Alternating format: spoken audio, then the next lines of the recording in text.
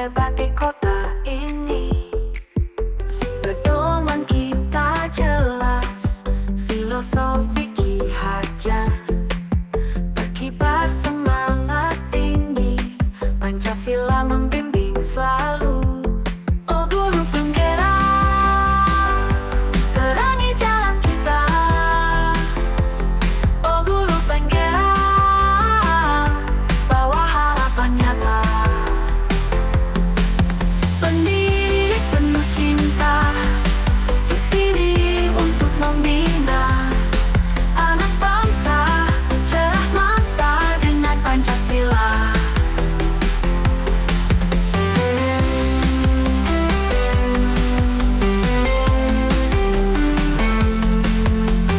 Kota Jambi bangga, generasi pembelajar, angkatan 11 berkarya, menggapai cita bersama. Oh guru penggerak, terangi jalan kita. Oh guru penggerak, bawa harapan nyata.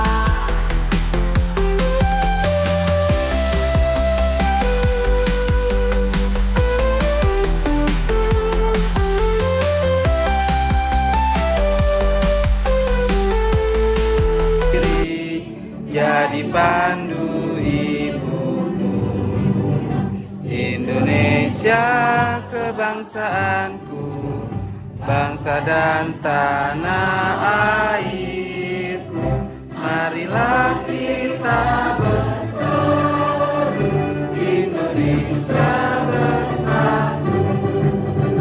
Hiduplah tanahku, hiduplah negeriku, bangsaku, rakyatku, semuanya.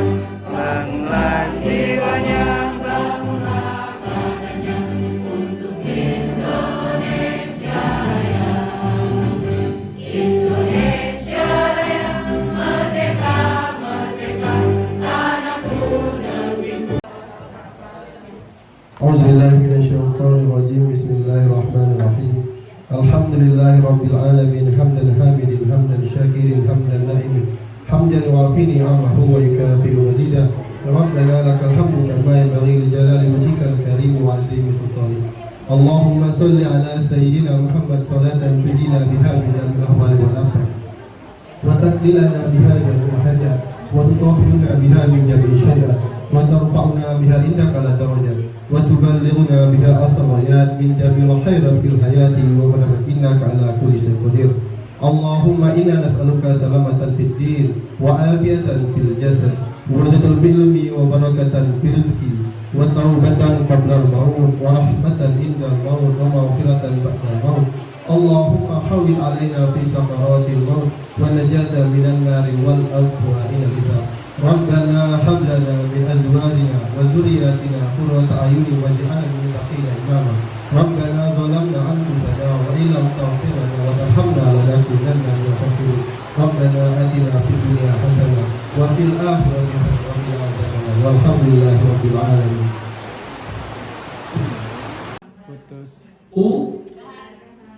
Udahan ya. Jadi mohon maaf, saya selaku ketua gugus Blokempil mungkin ada miskomunikasi di antara ya kita sebagai pendidik. Kegiatan seharusnya dilakukan pada bulan Juli, tapi dengan kegiatan-kegiatan yang ada, jadi kita di bulan Agustus diadakan. Dan juga kemarin dengan kesepakatan pada hari ini. Jadi mungkin di antara ya pemimpin-pemimpin kita mungkin ada istilahnya miskomunikasi bahwa kegiatan kita ini mau dibawa kemana. Jadi istilahnya tadi galau, gelisah antara lanjut atau udahan. Jadi di sini saya selaku ketua semoga kegiatan KKG ini tetap berlangsung, tetap ada. Bahwa manfaatnya banyak, Bu. Kita bisa saling silaturahmi antara gugus. Jarang-jarang kita ketemu, Bu. Di kegiatan inilah, di antara 9 SD, kita gugus Bougainville ada 9 SD. Disinilah kita tempatnya untuk melepaskan penat.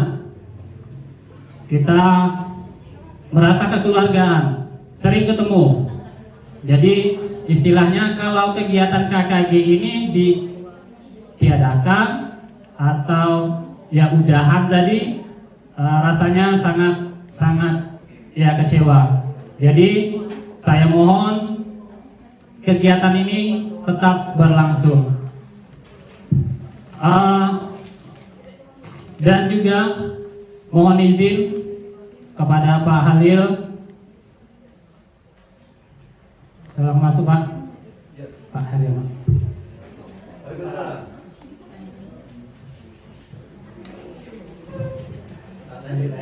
Ya, saya mohon izin dengan kegiatan KKG ini. Pada awalnya narasumbernya adalah Pak Halil. Jadi tetap narasumber adalah Pak Halil, tetapi saya di sini meminta waktu sekitar 1 jam. Dan juga telah disetujui sama Pak narasumber kita yaitu Pak Halil untuk melakukan kegiatan aksi nyata diseminasi saya di kegiatan calon guru penggerak. Jadi mungkin ini adalah kesempatan bagi saya untuk melakukan kegiatan ini.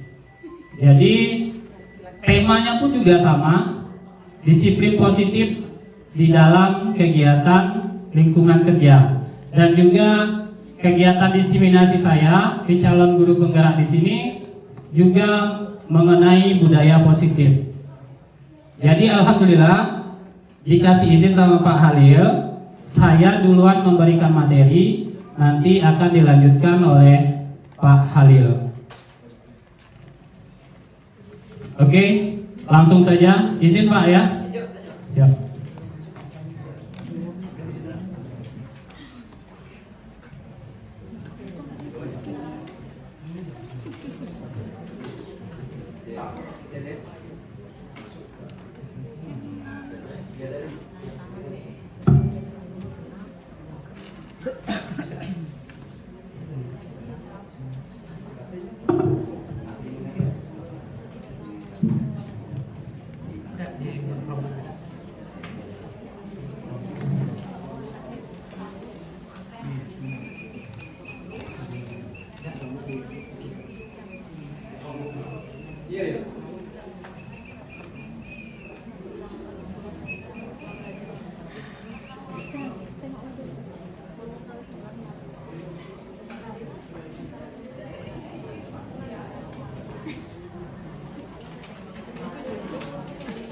Itu kamera ke kami ya.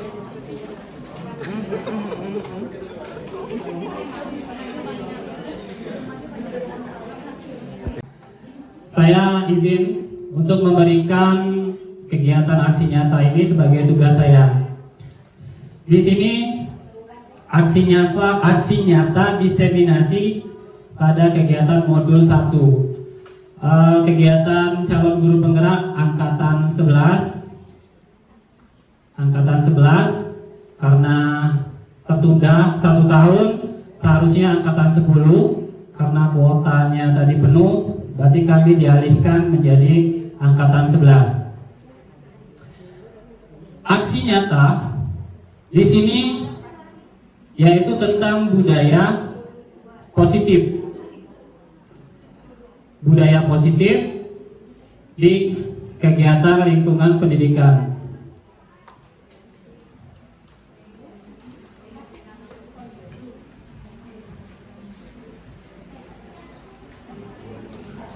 Salam guru penggerak ya. Oke, sebelum kita memasuki kegiatan yuk kita senyum selama 30 detik. Jadi untuk menghilangkan stres penat kita, kita senyum dulu selama 30 detik. Jadi Bapak guru hebat sekalian, boleh berdiri. Boleh berdiri semuanya. Berhadapan sama kawan sebelah. Ya. Iya, berhadapan sama guru sebelahnya Bapak Ibu. Oke, sekarang waktunya 30 detik kita untuk senyum, hilangkan penat. Perhatikan wajah guru kita di depan. Perhatikan senyum. Dalam hitungan ketiga boleh senyum. 1, 2, 3. Senyum dulu, iya. Dengan senyum ada yang ketawa ngangkat, ya. Jadi saya hitung sama 30 detik. Lihat, perhatikan wajahnya, jangan perhatikan bibirnya. Perhatikan wajahnya. Senyum.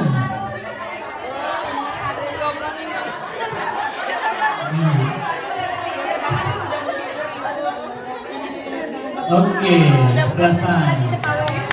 Ya.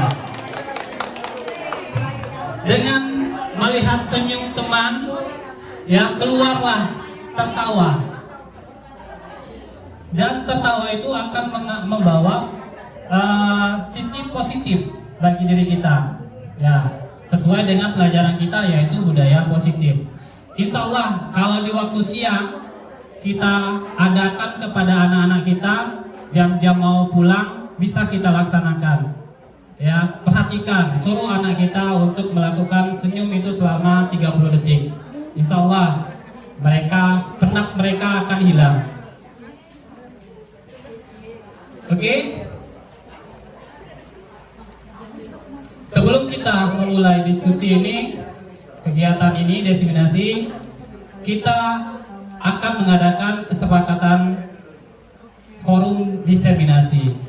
Kesepakatan kita, ada kalimat pemantik yang saya buat. Pertama yaitu menghargai siapapun.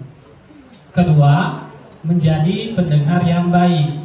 Kira-kira siapa yang mau bisa menambahkan lagi? Apa kesepakatan kita? Kira-kira kesepakatan kita apa? Selama kita mendengar kegiatan diseminasi ini. Iya, Bu Uli terlibat aktif. Siapa lagi, Bu? Fokus. Apa lagi? Apa Pak? Konsentrasi, boleh. Ini ada kesepakatan kita. Fokus, konsentrasi,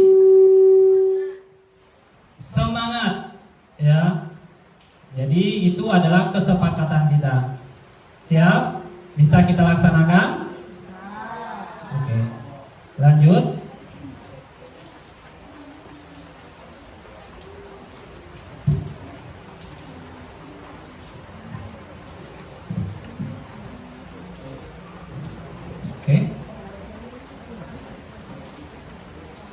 Oke, kegiatan disiplin positif. Seorang guru yang baik harus memiliki kemampuan dalam mewujudkan budaya positif di sekolah. Budaya positif tersebut dapat dijalankan dengan menerapkan konsep-konsep sebagai berikut. Inti dari penerapan konsep itu terdiri dari 6, yaitu pertama, disiplin positif. Kedua, motivasi perilaku manusia. 3, keyakinan sekolah atau kelas. 4, kebutuhan dasar manusia. 5, posisi kontrol restitusi. Dan 6, segitiga restitusi. Inilah 6 inti yang akan kita bahas. Lanjut ke disiplin positif. Kira-kira sebelum kita masuk ke disiplin positif, Bapak Ibu siapa yang tahu apa itu disiplin positif? Apa itu disiplin positif? Ada yang tahu Pak? Ibu?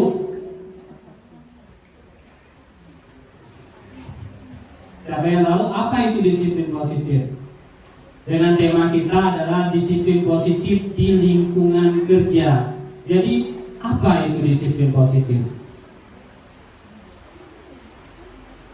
Ya, kita lihat.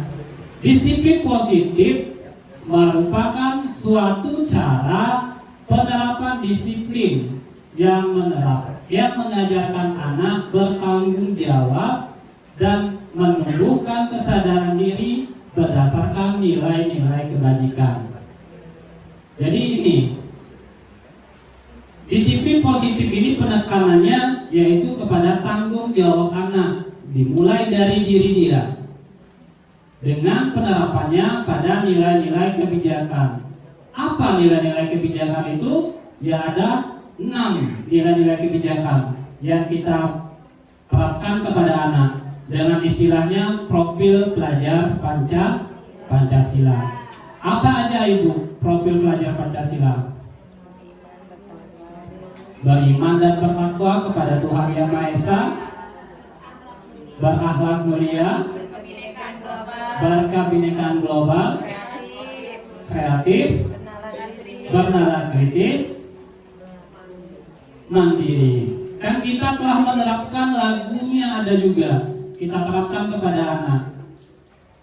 Pelajar Pancasila, beriman dan bertakwa pada Tuhan Yang Esa dan berakhlak mulia, berkebinekaan global, gotong royong mandiri, kreatif dan bernalar kritis. Itulah nilai-nilai kebijakan. Tanggung jawab anak yang timbul pada dirinya sendiri. Disiplin positif lebih ke arah disiplin diri yang dapat mengontrol diri dalam melakukan segala tindakan. Next.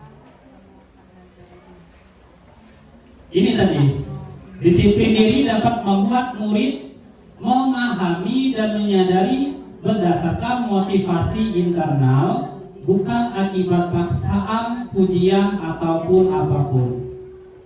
Disiplin, mereka datang pagi-pagi dengan niat mereka bertanggung jawab, bukan karena takut dihukum. Ya, mereka membuat tugas diselesaikan bukan dengan takut akan hukuman. Ini penerapan disiplin. Dari video bisa kita buat juga disiplin pagi-pagi kita barisin anak. Itu merupakan disiplin positif.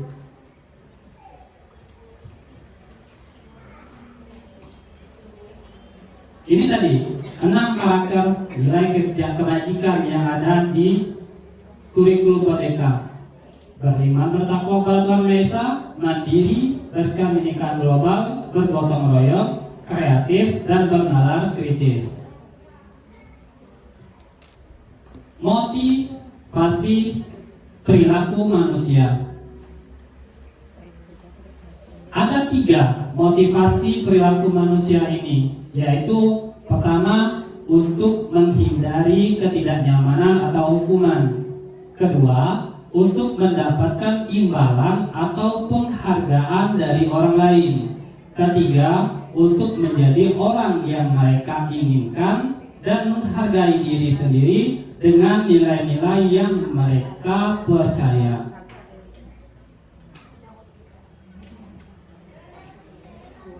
Oke, lanjut kita ke keyakinan kelas. Keyakinan kelas atau keyakinan sekolah.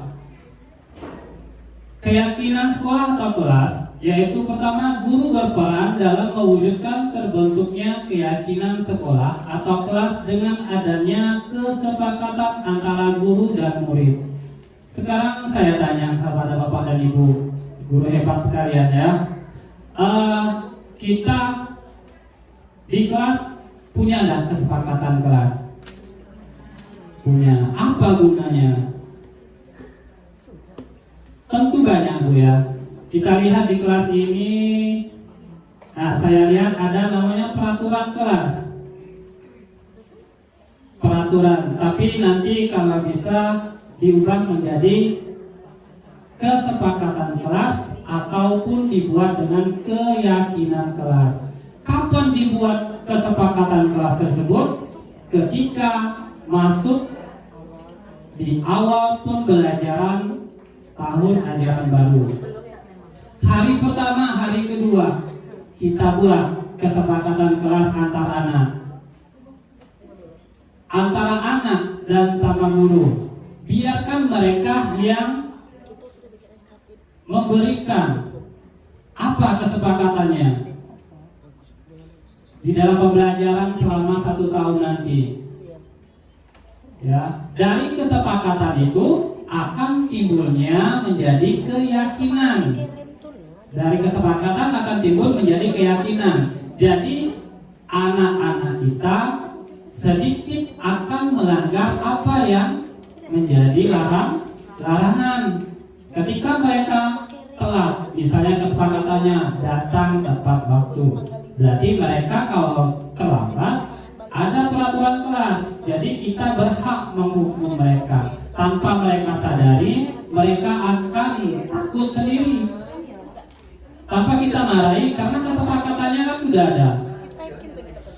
Ya, jadi kesepakatan kelas atau keyakinan. Keyakinan sekolah atau kelas berupa pernyataan-pernyataan universal yang mudah diingat dan dipahami dan harus diterapkan di lingkungan sekolah. Mudah, Bu.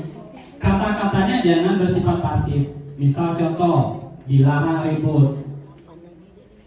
Ya, jangan membuang sampah di tempat. Berarti itu pasif, pakai jangan. Jadi kata-katanya mudah diingat. Contoh, misalnya ini adalah keyakinan kelas yang saya terapkan di kelas saya. Kebetulan saya ngajar di kelas 5, yaitu mulai hadir di kelas tepat waktu ya, sesuai jadwal pelajaran. Kalau mereka terlambat, mereka akan sadar diri sendiri. Ya, Pak, ngadu Pak, saya terlambat. Jadi tanpa kita suruh, kenapa kok terlambat sini? Dah. Karena mereka sudah tahu kesepakatan kita tidak boleh terlambat. Jadi dengan kesepakatan ini mereka sadar akan kesalahan. Contohnya misalnya piket kelas dilakukan lebih awal. Ya, jadi piket kelas dilakukan lebih awal. Ketika mereka datang, oh aku piket hari Senin, berarti aku takut kayak kalau aku udah piket kesepakatan akan dihukum. Makanya dia dari rumah datang lebih awal.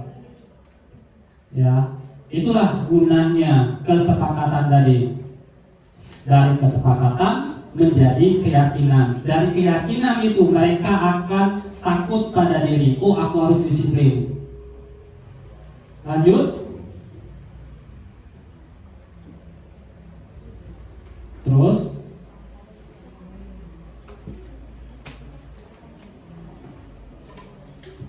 masuk kepada kebutuhan dasar manusia. Saya tanya kepada Bapak dan Ibu, kita sebagai manusia butuh ya kebutuhan dasar. Kira-kira apa kebutuhan dasar kita? Anak-anak butuh kebutuhan yang mereka inginkan kepada kita. Apa kebutuhan dasar yang kita inginkan kira-kira?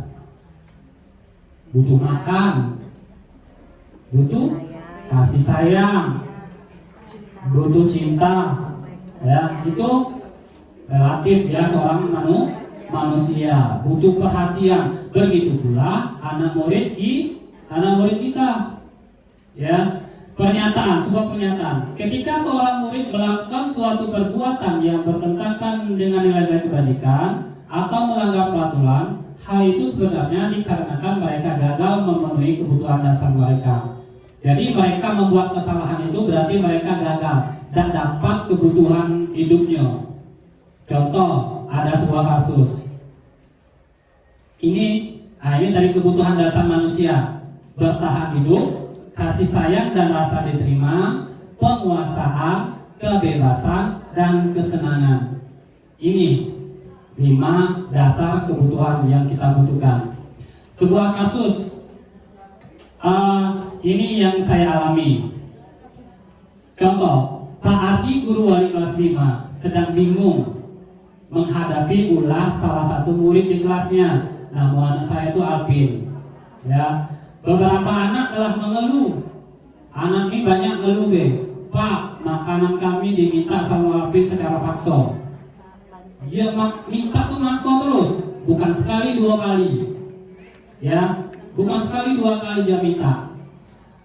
Jika ibu atau bapak dihadapkan dengan kasus seperti ini, ya, apa kira-kira alasan Alpin melakukan hal tersebut?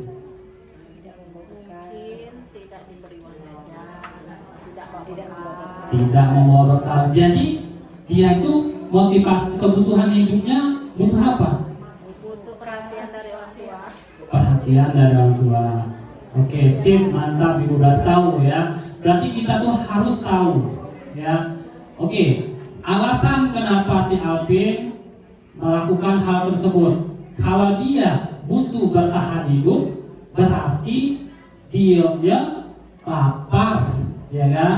Dan juga orang tuanya tidak membawakan bekal makan siang, ya kan? Jadi si Alpian ini berusaha memenuhi isi perut kelaparan tadi. Berarti kebutuhan dia itu adalah sebagai untuk bertahan hidup. Alasan dia, ya kan? Alasan kedua, misalnya karena dia merasa senang temannya tadi jadi memperhatikan dia. Ketika temannya melaporkan tindakan itu pada gurunya dan gurunya memberitahu kepada orang tuanya, sehingga orang tuanya jadi memperhatiin dia. Ya, maka kebutuhan dasar yang sedang dipenuhi Alpian adalah kebutuhan akan kasih sayang. Kasih sayang dan rasa diterima. Jadi anak tersebut berarti kurang kasih sayang. Kasih sayang orang tua tidak dapat, kasih sayang gurunya pun tidak dapat. Ketika dia melakukan hal tersebut, seorang guru itu tidak boleh harus marah-marah. Woi kau apa nasi budak gitu ya, repet-repet, ya kan? Berarti kita harus menggali dulu apa kebutuhan yang Alpian mau. Mungkin alasan yang ketiga, Alpian ini karena temannya jadi takut dengan dia dan menuruti keinginannya, maka sebetulnya Alpian itu sedang berusaha memenuhi kebutuhan dasarnya akan kekuasaan. Berarti anak ini sifatnya ingin menjadi seorang pemimpin, kekuasaan, ya kan? Berarti dia ini kita libatkan kepada jadi ketua kelas ke apa, jadi jiwa dia itu ada, ya. Jiwa kekuasaan yang ada pada dirinya. Alasan yang keempat, karena dia merasa bosan dengan bekal makanan dibawakan ibunya dari rumah, karena ibunya selalu membawa bekal yang sama. Oleh karena itu dia ingin mencoba makanan teman-temannya yang beraneka ragam. Maka Alpian sedang berusaha memenuhi kebutuhannya akan kebebasan. Jadi anak ini butuh kebebasan. Karena emaknya ngasih mie. Jadi dia merampas makanan anak kawannya tadi. Jadi kebutuhan yang dibutuhkan Alpian adalah kebebasan. Alasan Alpian yang kelima, karena ia melakukan karena iseng saja dan ia menikmati ekspresi wajah teman-temannya yang kesal karena diambil makanannya dan menurut dia ekspresi teman-temannya itu lucu. Maka berarti Alpian sedang berusaha memenuhi kebutuhannya akan kesenangan. Jadi inilah kebutuhan yang ada pada. Memang sama seperti di SD, ibu umur. Kalau umpamanya anak terlambat, memang kami bagikan di tempat berpisah. Maksudnya bukan menghukum, Mbak, supaya dia mencontoh kawan bisa tidak terlambat. Cuma itu. Kayaknya sama lah, Pak. Terima kasih. Tapi beda. Sendiri kan, dan aku menulis kepada masyarakat dan kita itu tidak melakukannya dalam terima kasih. Terima kasih.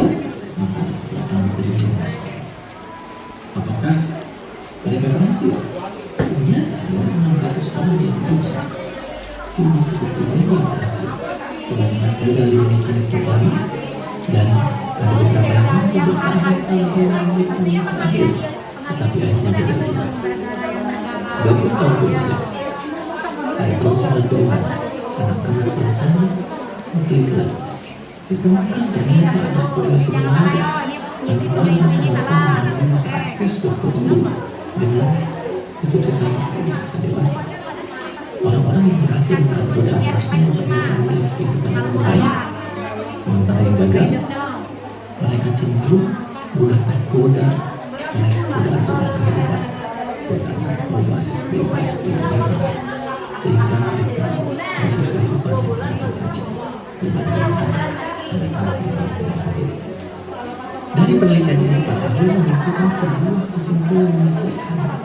Ternyata kemampuan untuk menunda kesenangan atau delayed gratification adalah sebuah kunci kesuksesan untuk tergantikan. Dari dua cerita yang saya sampaikan tadi tentang 3 orang anak Rafael dan tentang tes marshmallow, kita sudah bisa mendapatkan gambaran bahwa sebetulnya salah satu kunci sukses adalah disiplin. Dan disiplin seperti apa yang memberikan sukses? Adalah disiplin ketika kita bisa disiplin walaupun tanpa motivasi. Dan itulah yang menjadi mungkin bahasa kita yaitu disiplin positif. Yaitu disiplin bukan karena takut hukuman atau tergiur dari iming-iming atau adanya pengawasan yang berlebihan. Oleh karena itu, disiplin positif berbeda dengan disiplin biasa yang kita mungkin sudah kenal sejak dulu dalam sistem pendidikan dan pengasuhan sebelumnya. Inilah bedanya disiplin biasa dengan disiplin positif. Disiplin biasa itu dikendalikan oleh konflik eksternal. Kita mau pakai helm atau ada polisi. Tapi disiplin positif itu misalkan kita pakai helm karena kita sadar menggunakan helm. Kemudian yang kedua, disiplin positif itu disiplin biasa itu dikendalikan oleh hukuman dan imbal, reward dan punishment dan reward. Sementara disiplin positif itu dikendalikan oleh kesadaran internal tentang adanya konsekuensi logis dari setiap tindakan. Yang berikutnya, disiplin biasa fokus pada perilaku. Di sekolah kita mendisiplinkan anak fokus pada anak-anak rapi, anak-anak taat, anak-anak perilaku bagus. Tapi kita tidak tahu sebetulnya di luar perilakunya berubah, karena yang kita ubah hanya perilaku kita. Apa yang akan membuat perilaku itu berubah ketika akan dilakukan, maka secara otomatis perilakunya berubah. Namun di sekolah atau di luar perilaku kita menjadi baik. Maka itu dalam disiplin positif bukan fokus pada perilaku, tetapi fokus pada apa yang membuat perilaku hidup yang kita. Kemudian disiplin biasa, peraturan dibuat oleh yang berkuasa yang berkualitas. Sementara dalam disiplin positif, peraturan dibuat bersama sehingga anak-anak memiliki ownership kepemilikan terhadap peraturan. Ketika mereka melanggar peraturan, mereka tidak sedang melanggar peraturan yang dibuat oleh orang lain, tetapi sedang melanggar peraturan diri sendiri. Kemudian disiplin biasa juga ketaatan jangka pendek. Ketika mereka keluar dari sekolah, mereka kembali menjadi anak tidak disiplin. Sementara dalam disiplin positif, kesadaran jangka panjang yang diperlukan di sekolah adalah menurunkan bibit-bibit kedisiplinan yang nanti akan tumbuh menjadi pemikiran besar yang kuat. Kemudian dalam disiplin biasa pun, perilaku tidak disiplin dianggap sebagai ancaman yang mengganggu, sementara dalam disiplin positif perilaku yang dianggap tidak disiplin itu adalah kesempatan untuk mengajarkan karakter. Dan dalam disiplin biasa, guru adalah sebagai polisi atau hakim yang menghukum dan menghukumi. Tetapi dalam disiplin positif, pendidik adalah detektif yang terus berusaha memahami akar masalah dan mencoba memperbaiki dan memberi solusi pada akar tersebut. Nah, itulah perbedaan disiplin biasa dengan disiplin positif yang akan kita bahas secara lebih rinci dalam podcast berikutnya, yaitu tentang 7 prinsip disiplin positif. Apa saja 7 prinsip disiplin positif? Ikuti terus bersama saya Irfan Amali dalam serial podcast Disiplin Positif.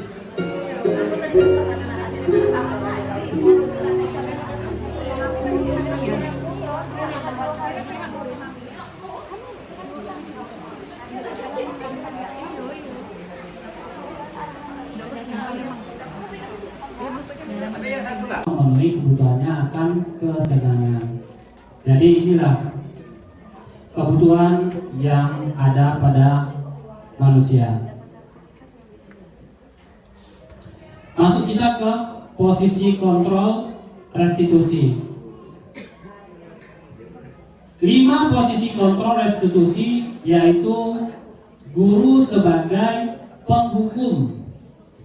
Kedua, guru sebagai pembuat merasa bersalah. 3, guru sebagai teman. 4, guru sebagai pemantau. 5, guru sebagai manajer. Dari 5 posisi kontrol restitusi ini, kira-kira Bapak Ibu di posisi mana? Kira-kira kita di posisi mana? Yang kuning, teman. Ya, kita sebagai teman ada juga kelebihan dan ada kekurangan. Hal yang paling bagus yaitu kita di posisi manajer ya, manajer. Karena apa? Kita lihat next. Ini motivasinya guru berbuat ketika penghukum ya, menghardik, menunjuk-nunjuk, meyakinkan, menyindir. Kan penghukum. Posisi kita sebagai penghukum, menyindir, menghardik ya, terus menunjuk-nunjuk. Ya, menyakitin hati anak itu adalah posisi kita sebagai penghukum. Posisi pembuat rasa bersalah, berceramah, ngatoi, ya. Jadi kita berceramah itu adalah sebagai merasa bersalah sehingga anak tadi merasa bersalah. Posisi sebagai teman, membuatkan alasan-alasan untuk muridnya. Jadi kita sebagai teman, sebagai murid ya, anak murid salah kita anggap teman. Jadi kita rangkul dianya, tapi dengan sikap posisi teman ini bisa anak itu monjak Ibu.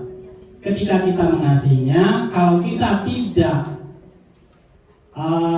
ibaratnya apa posisi anak kita ajak teman, nanti sewaktu-waktu dia akan monjak, ya, dia akan membuat kita ngasih kepercayaan kepada dia pun akan selambat laun akan membuat ibu tuh enak baik adalah dia kan kawan saya, dengan ibaratnya kan. Jadi posisi kita sebagai teman itu bagus, tetapi kurang. Di posisi pemantau, menghitung dan mengukur, ya, menghukum sesuai diri itu di sebagai pemantau. Dan posisi sebagai manajer, mengajukan pertanyaan-pertanyaan. Jadi anak itu ada bersalah, tidak perlu kita menghukum. Pertanyaan kita tanya, kenapa nak berbuat seperti ini? Apa alasan kamu melakukan ini? Bisakah kamu tidak melakukannya? Jadi itu sebagai manajer. Next. Posisi kontrol restitusi ini di antara kelima posisi kontrol tersebut sebaiknya seorang guru menggunakan posisi kontrol sebagai manajer. Ini tadi. Berarti kita posisi manajer itu sangat dibutuhkan. Next. Sebagai manajer, guru dapat berbuat sesuatu bersama murid, mempersilahkan murid bertanggung jawab dan mendukung murid agar dapat menemukan solusinya. Di antara kasus yang saya atasi, contohnya yaitu ketika mencontek. Jadi ketika menyontekkan perbuatan tidak bagus, maka kita panggil anaknya dengan menemukan solusi kenapa dia mencontek. Selain itu, posisi manajer mengacu pada restitusi yang dapat menjadikan murid sebagai manajer bagi dirinya sendiri sehingga dapat tercipta identitas positif pada diri murid. Next. Ini segitiga restitusi. Posisi kontrol tadi sudah, penyelesaiannya segitiga, namanya segitiga restitusi. Segitiga restitusi pertama adalah validasi tindakan yang salah menstabilkan identitas, menanyakan keyakinan. Ketika dia bersalah, tanya, keyakinan apa yang kamu langgar? Kedua, menstabilkan identitas tadi dan menanyakan keyakinan. Next. Menstabilkan identitas dilakukan berdasarkan prinsip bahwa membuat kesalahan adalah bagian dari proses pembelajaran yang nantinya akan menggeser identitas gagal ke arah identitas sukses.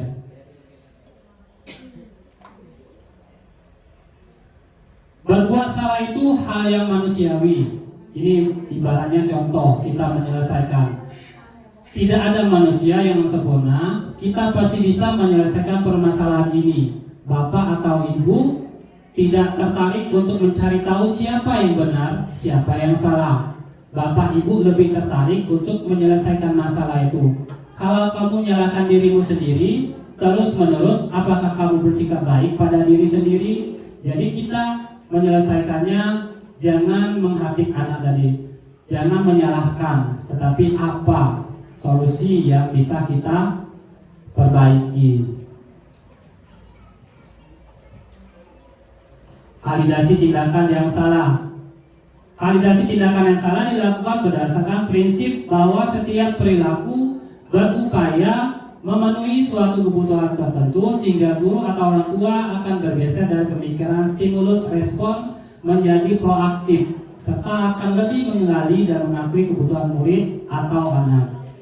Oke, itu adalah segitiga restitusi cara validasi tindakan tadi. Kamu pasti punya alasan mengapa melakukannya, apa yang penting bagi kamu. Kamu boleh tetap berusaha menjadi sikap itu, tapi tambahkan sikap yang lain, yang baru. Maukah kamu belajar cara lain untuk mendapatkan yang kamu butuhkan tanpa harus memukul? Itu salah satu contoh. Next.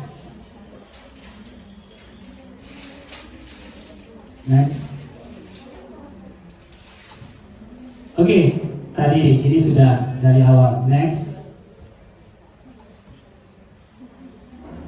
Oke, dari 6 poin tadi sudah selesai. Sekarang penerapan budaya positif yang telah saya terapkan di sekolah, yaitu di lingkungan kelas saya sendiri, yaitu penerapan berbudaya positif dengan membawa makanan, botol minum sendiri dan bekal mereka sendiri. Jadi mereka wajib membawa. Dalam video tersebut berbaris di depan kelas setiap pagi sebelum memulai pembelajaran dan bersalaman ketika masuk ke dalam kelas. Itu pasti setiap kelas akan melakukan hal tersebut. Itu akan melatih disiplin mereka. Ketika mereka datang kan tidak bersalaman sama kita, dari berbaris ini mereka akan bersalaman sama kita. Jadi kegiatan ini rutin setiap pagi dilakukan. Next. Penerapan budaya positif setelah itu yaitu berdoa.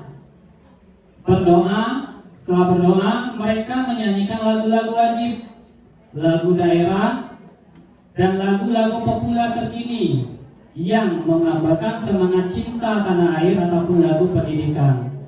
Jadi dengan kegiatan menyanyi lagu-lagu bisa menumbuhkan jiwa kebangsaan dan kebinekaan mereka.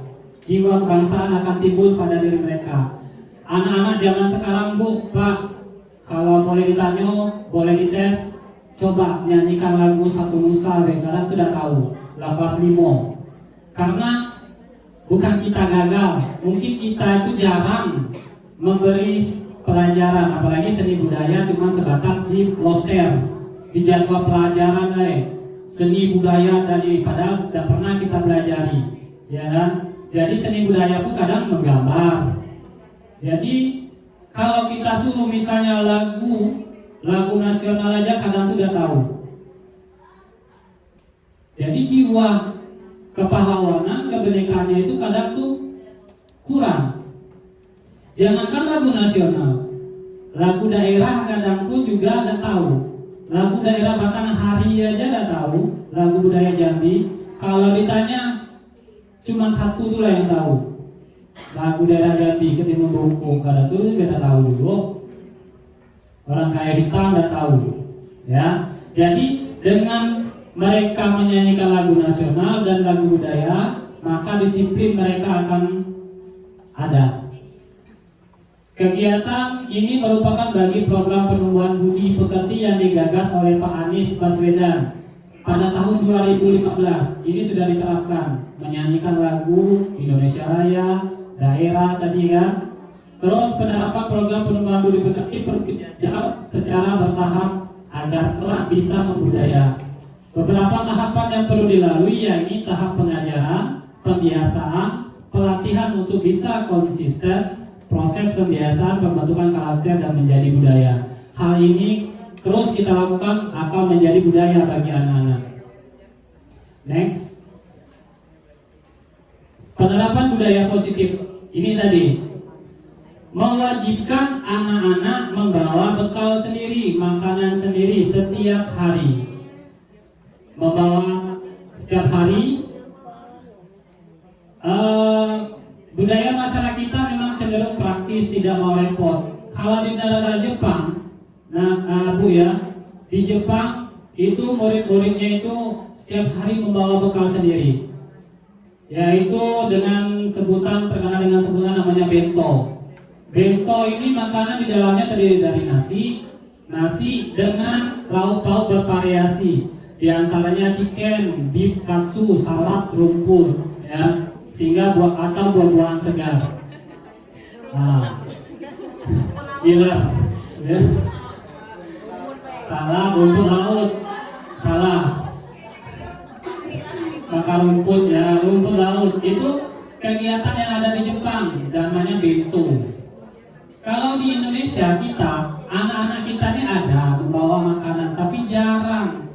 Ada satu duo, ya satu duo. Dengan kebiasaan mereka kita terapkan di kelas setiap hari membawa, insya Allah anak-anak kita sehat semua. Ya, di dalam kegiatan P5 project itu ada temanya kita bersaudara, yaitu Bhinneka Tunggal Ika. Konteksnya di dalam kegiatan sekolah saya itu namanya temanya Minggu Berbagi. Minggu Berbagi berarti di hari Jumat, bukan di hari Minggu.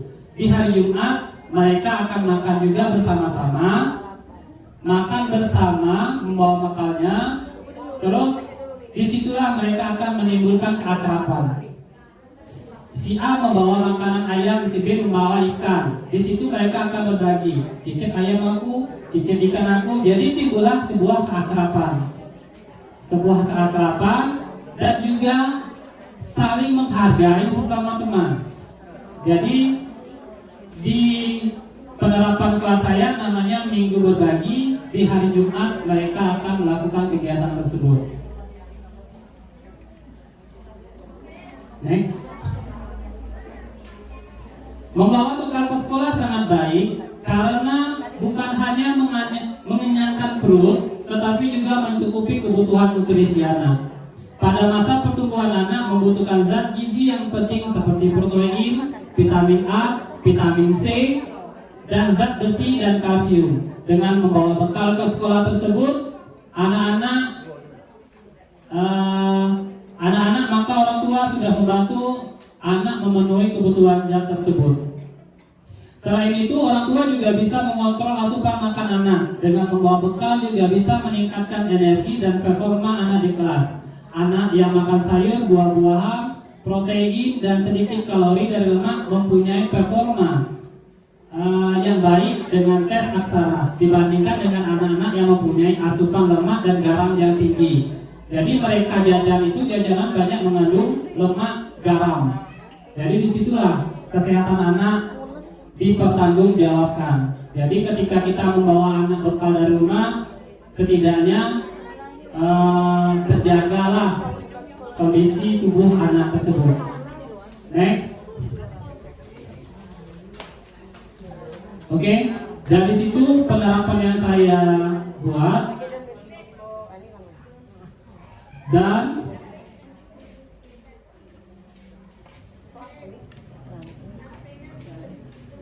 Oke, itu sebuah video yang saya buat dalam penerapan di kelas. Ketika hari Senin habis upacara, saya mengambil waktu selama 15 menit. Selama 15 menit untuk makan bersama. Karena ketika mereka upacara capek berdiri, saya mengambil waktu 15 menit dan keluar mainnya saya kurangin jadi 10 menit. Jadi di situ. Setiap hari Selasa di waktu jam istirahat pertama. Rabu juga di jam istirahat pertama. Hari Kamis juga. Hari Jumat adakan kegiatan namanya tadi Minggu Berbagi. Jadi itulah penerapan di budaya positif yang saya terapkan di sekolah saya. Jadi di sini next. Oke, sekian diskusi atau pemaparan dari saya. Kalau ada pertanyaan, saya persilahkan untuk bertanya Bapak dan Ibu.